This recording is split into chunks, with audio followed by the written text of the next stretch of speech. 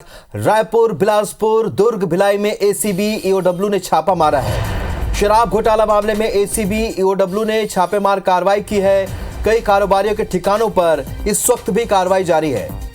कई लोक सेवकों के ठिकानों पर भी दबिश दी गई है। तो बड़ी कार्रवाई रायपुर, बिलासपुर, दुर्ग, भिलाई में एसीबी ईओडब्ल्यू ने छापेमार कार्रवाई की है। शराब घोटाले मामले में एसीबी ईओडब्ल्यू ने छापा मारा है। कारोबारियों के ठिकानों पर इस वक्त कार्रवाई चल रही है और लोक सेवक भी हैं जिनके ठिकानों पर कार्रवाई लगातार जारी है। तो ये बड़ी कार्रवाई है एसीबी और ईओडब्ल्यू की छापेमार कार्रवाई। प्रदेश के प्रमुख शहरों में रायपुर, बिलासपुर, भिलाई, कोरबा में ये छापेमार कार्रवाई हुई है एसीडब्ल्यू और ईओडब्ल्यू की।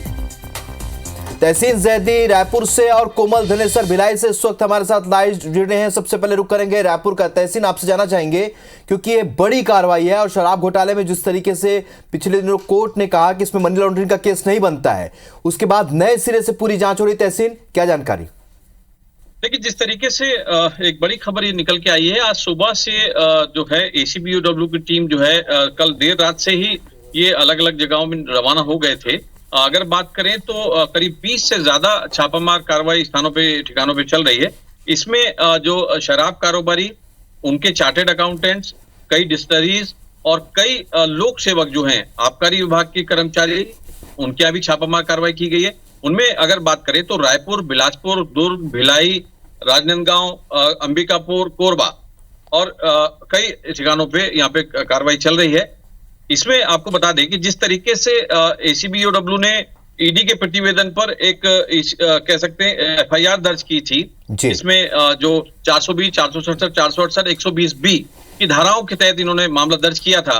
उसके बाद ये एक बड़ी कार्रवाई आज शराब घोटाले मानी जा रही है। हालांकि इसमें माननीय सुप्रीम कोर्ट ने इसमें आदेश पारित किया है कि ये कोई जो छत्तीसगढ़ लिकर स्कैम हुआ है, इसमें किसी तरह के मनी लॉन्ड्रिंग नहीं है। उसके बाद वो खारिज कर दी गई थी एफआईआर। लेकिन यहाँ आपको बता दें, दर्शकों को समझा दें कि ईडी एक सेंट्रल एजेंसी है और एसीबी ईओडब्ल्यू जो है वो एक स्टेट एजेंसी है। तो दोनों की कार्रवाई है, दोनों की धाराएं अलग अलग होती हैं। तो ये जो कार्रवाई है ये लगातार जारी रहेगी।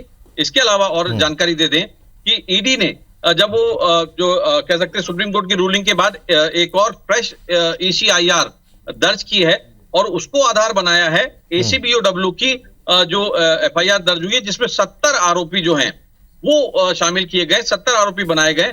उसमें कई बड़े लोक सेवक हैं, रिटायर्ड हैं, कई डिस्टिलरीज हैं, उसमें कई कह सकते हैं कि उसमें हॉलमार्क कंपनियां हैं। तो कुल मिला के कह सकते हैं कि अभी ये कार्रवाई जो है आज सुबह 7:30-8 बजे से शुरू हुई है और ये लगातार अभी कार्रवाई चल रही है। हालांकि इसमें बहुत गोपनीयता बरती गई है, मीडिया को भी बहुत जो कह सकते हैं दूर रखा जा रहा है इसमें। और लेकिन ये कह सकते हैं कि ये जैसे जैसे दिन ढलेगा वैसे वैसे ये जानकारी निकल के आ पाएंगी कि किस तरीके की कार्रवाई है। अगर रायपुर की अगर बात करें, रायपुर में स्वर्ण भूमि जो है वहां पे भी छापामार कार्रवाई की जा रही है। जो चार्टेड अकाउंटेंट है उनके यहाँ, वकीलों के यहाँ भी की जा रही है। इसके अलावा कई कटोरा तालाब और कई जो इलाके हैं वहां पे जो कार्रवाई की जा रही है। अभी इसलिए क्योंकि जो एसीबी ईओडब्ल्यू के अधिकारी हैं अभी इस पूरे मामले में बोलने को तैयार नहीं है, तो अभी जो कह सकते हैं कि नाम जो है अभी सामने नहीं आए। लेकिन इतना बताया गया है कि इस पूरे जो शराब घोटाला लेकर मामला जो हुआ था उसमें एसीबी ईओडब्ल्यू ने आज सुबह कार्रवाई की है और करीब 20 से ज्यादा ठिकानों पे, जिसमें कारोबारी, चार्टर्ड अकाउंटेंट और लोक सेवक जो हैं वो शामिल है। अब देखने वाली बात होगी कि देर शाम तक किस तरीके के जो छापेमार कार्रवाई में क्या क्या मिला है, किस तरीके के जानकारी निकल के आई है। जी बिल्कुल तहसीन, बहुत अच्छे से आपने विस्तार से समझा दिया कि पूरा मामला आखिर क्या है। नए सिरे से यहाँ पर एफआईआर दर्ज होने के बाद अब छापेमार कार्रवाई शुरू हो चुकी है। कोमल धनेसर भिलाई से हमारे से जुड़े। कोमल, भिलाई में कहां कहां पर कार्रवाई है, किन किन के यहाँ कार्रवाई हुई और फिलहाल क्या स्थिति है कार्रवाई को लेकर? जी, आपको बता दूं कि भिलाई में 2 जगह कार्रवाई चल रही है। खुर्सीपार में पप्पू बंसल के घर और नेहरू नगर में, जिस वक्त मैं जहां खड़ी हूं, नेहरू नगर विजय भाटिया के घर में कार्रवाई चल रही है।